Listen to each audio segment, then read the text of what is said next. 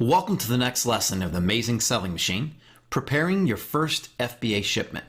And here's what we'll be covering: what an FBA shipment is, the different FBA shipping scenarios, how the FBA shipping process actually works, the difference between product, shipping, and something called FN/SKU labels, what you need to create your first FBA shipment, and any special prep work that you might need to consider. An FBA shipment is created by you inside of your Seller Central account in order to tell Amazon what products you're sending in order to sell. But not only does this tell Amazon exactly what you're sending in, it also gives Amazon the chance to tell you where to send them. And to make sure that your customers get your products as quickly as possible, Amazon will most likely have you send your products to multiple warehouses, usually 3 different warehouses. And keep in mind that an FBA shipment is completely separate from the importing process, and you must first work out how your products are going to be imported before you create your FBA shipment. Let's talk about the different FBA shipping scenarios you might experience in your business. The first and the simplest is if your supplier is in the exact same country that you're also selling in. And the shipping process to follow when this happens is you create an FBA shipment inside of your Seller Central account. You'll email those labels to your supplier, have them print them out, and then the products are sent straight from your supplier to Amazon. That is the easiest and the fastest. Now, in the other scenario is when your supplier is actually outside of the country that you're selling in. And the process involves 2 steps then.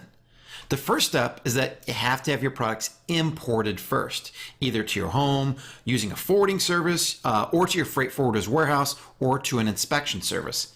Then once the products arrive in the country that you're selling in, you then create an FBA shipment again inside your Seller Central account and have them shipped on to Amazon from there. Now, while that is definitely our preferred shipping process when you're importing your products, there is an alternative when you're importing them, and that's to have your products shipped straight from your supplier directly to Amazon. However, we do not recommend this for your first shipment. It involves very careful coordination between your own supplier and whoever's doing the shipping, and you absolutely have to make sure that your supplier is very used to shipping products straight to Amazon and knows all the rules and regulations for doing that, which is exactly why we don't recommend it for your first shipment. We definitely recommend using the preferred shipping process that involves first importing them and then shipping them to Amazon. Later on, once you're more comfortable with the whole process and with your supplier, you can then consider the alternative shipping process. As we learned back in Module 3, sometimes new sellers are limited as to how much inventory you can send in to Amazon. And if you want a refresher on that, please refer back to Module 3 and it'll tell you exactly how to check and see if you are limited. Now, this doesn't affect most new sellers. However, if you are ordering more than you can actually send in Amazon, it's going to be important to talk with your freight forwarder about storing the excess inventory at their warehouse. And if your freight forwarder doesn't have their own warehouse, you can find other warehouses to store your products by checking in the private resource vault or by simply asking in the community. Here's a high-level overview of the entire FBA shipping process. You gather all of the necessary information from your supplier, and later in this lesson, I'll tell you exactly what that is. You enter all that information into Seller Central using the send/replenish inventory option, and in the next lesson, I'm going to walk you through that. Then Amazon provides you with the necessary shipping labels to print out and attach to your inventory cartons. And if you're using our suggested shipping methods, these labels will also include either UPS or FedEx shipping labels as well. Then the products are picked up and they're delivered to Amazon. One important thing to keep in mind is that Amazon usually requires you to send your first shipments and several shipments after that to up to 3 different warehouses, and you won't know which warehouses you have to send them to until you're ready to ship. Well, now, that may seem like a problem, but it's not. And if you use a freight forwarder like we're suggesting, they can handle all of this for you. If you're not using a freight forwarder, you need to make sure that your supplier knows that you will be splitting the shipment up and sending it to multiple locations. And again, I'm going to walk you through this process in the next lesson.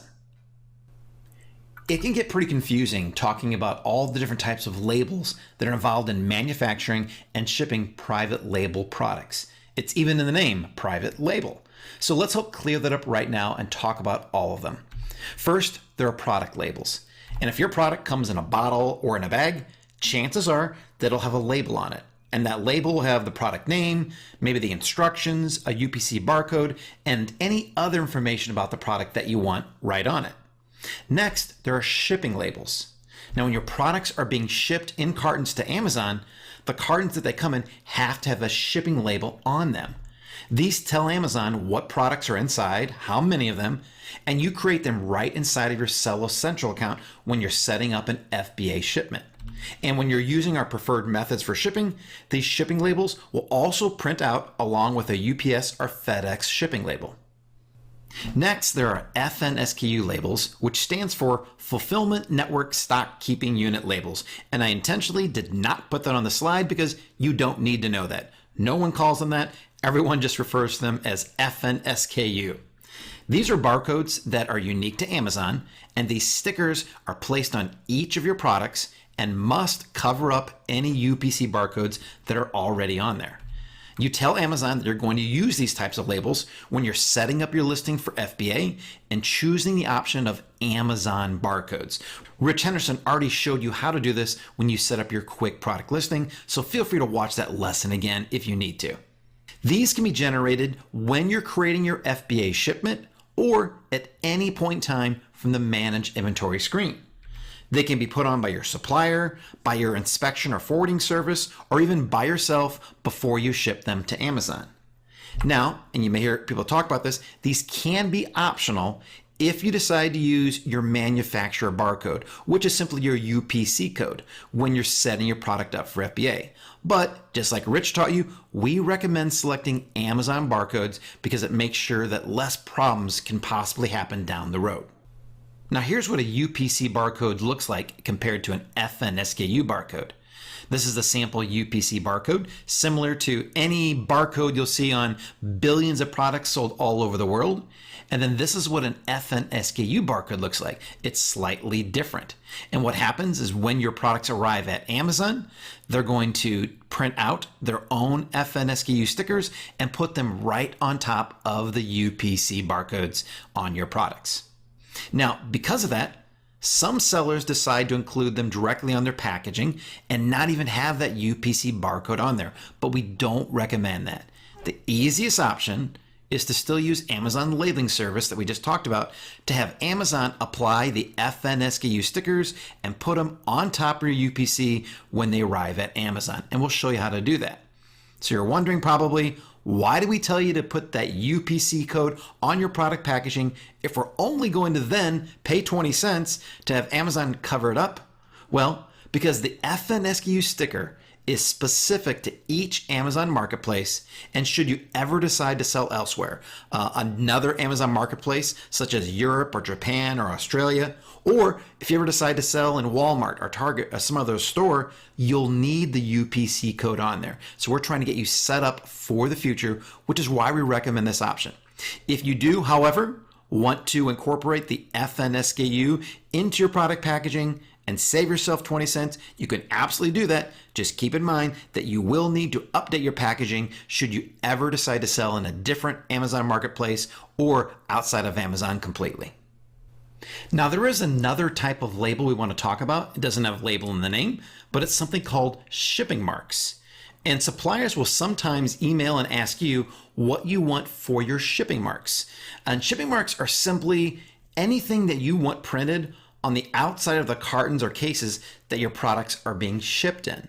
And it helps tell everyone, your supplier, your freight forwarder, your warehouse, even you, what's inside of each carton. And you typically want on the outside the product name, the quantity that are in that carton, the weight and dimensions of that carton, the number of cartons in the entire shipment. So if you're sending 40 cartons, that way they can number it 1 of 40 or 2 of 40 or 3 of 40. And then you also want the country that those products were manufactured in. Let's take a quick look at an example to make more sense. Here's a picture of a product that I found. Looks like it's for a Wahoo Fitness Kicker Power Trainer. There's one in here, and let me highlight this. That's actually the shipping mark right there. This is the information that we're talking about. So it has the name of the product, it has a part number on there. You don't have to have that on there, but this is up to you. This is for your information also. You can include anything you want.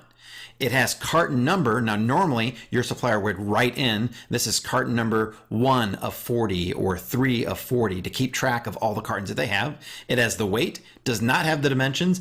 I like having that on there because it makes it really easy then for me to get a shipping estimate from my freight forwarder. And then it has the country of origin as well. So this is just an example of what you might include as far as shipping marks go. Your supplier will be able to tell you what they think you should have on there. And just keep in mind that you ultimately control what goes on there. So if you want something else on there, feel free to include it on there. It's really only used by you, even though it gives lots of good information for different people involved in the entire shipping process.